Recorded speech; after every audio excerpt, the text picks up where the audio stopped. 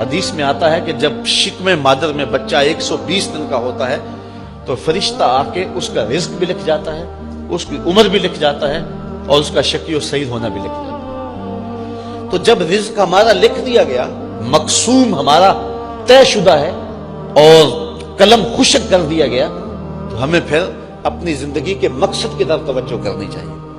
ساری زندگی اس کو دھیڑ بند میں گزر جاتی ہے کہ کھائیں گے کیا، پیئیں گے کیا، پہنیں گے کیا، اور یہ ذمہ میرے رب کا ہے۔ خام خواہ کی مشقت اٹھانے کی کیا ضرورت؟ مما من دابۃ فی الارض الا علی اللہ رزقها۔ اللہ ارشاد فرماتا ہے زمین پہ چلنے رینگنے والی کوئی چیز نہیں جس کا رزق اللہ کے ذمہ کرم پہ نہ ہو۔ تو یہ تو اس نے اپنے ذمہ کرم پہ لیا ہوا۔ اگر تمہارے پاس رزق تھوڑا ہے تو اس پہ پریشان ہونے کی ضرورت نہیں، اس پہ بھی رب کا شکر ادا کرو۔ سنو ایک حدیث، سیدنا علی المرتضیٰ رضی اللہ تعالی عنہ فرماتے ہیں کہ میرے حضور نے ارشاد فرمایا کہ جو اللہ کے دیے گئے تھوڑے رزق پہ راضی ہو گیا، اللہ قیامت کے دن اس کے تھوڑے عملوں پہ راضی ہو جائے گا۔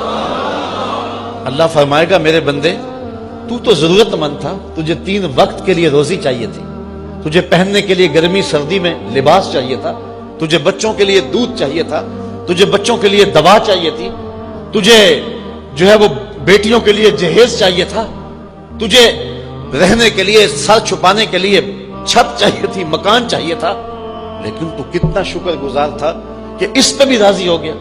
تو ضرورت مند ہو کے میری تقسیم پہ راضی ہو گیا، اور مجھے تو تیرے عملوں کی لوڑ بھی نہیں ہے نا، تو میں رب ہو کے تیرے اوپر راضی ہوں۔ تو بتاؤ کہ سودا کتنا سستا ہے؟ اللہ اکبر۔ تو فرمایا جو اللہ کے دیے گئے تھوڑے رزق پہ راضی ہو گیا، اللہ قیامت کے دن اس کے تھوڑے عملوں پہ راضی ہو جائے۔ اللہ اکبر۔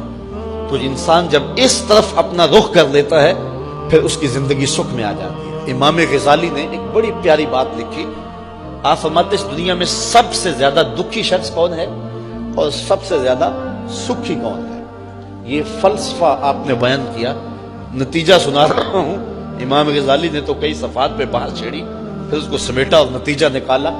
میں 2 لفظوں میں آپ کو بتا رہا ہوں۔ امام غزالی فرماتے ہیں اس دنیا کے اندر سب سے زیادہ دکھی مرض جو ہے وہ حسد کا مرض ہے۔ یہ ہر وقت سلگتا رہتا ہے اور ایسا مرض ہے کہ جس کا علاج بھی کوئی نہیں۔ شیخ سعدی فرماتے ہیں ایک ہی علاج ہے، بمیر حسود کی رنجیز کہ بجز مرگ علاج نیست۔ اے حاسد تو مر ہی جا، تیرا علاج اس کے علاوہ کوئی اور ہے ہی نہیں۔ تو کہتے ہیں سب سے دردناک مرض جو ہے وہ حسد ہے، اور سب سے سکھی زندگی کس کی ہے؟ فرمایا جو اللہ کی عطا پر قناعت کر لے کہ مالک جو تو دیا ہے میرے لیے مناسب تھا اسی لیے تو دیا، میری ضرورتوں کو مالک جتنا تو جانتا میں تو نہیں جانتا۔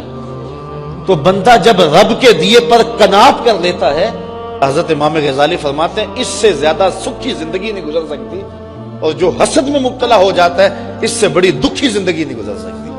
تو کہتے ہیں زندگی گزارنے کا گر سیکھ لو کہ جو ہے وہ قناعت کو اختیار کر لو۔ جو اللہ کی طرف سے مل جائے، وہ ایک رکشے کے پیچھے لکھا تھا، مل جائے تو روزی، نہ ملے تو روزی۔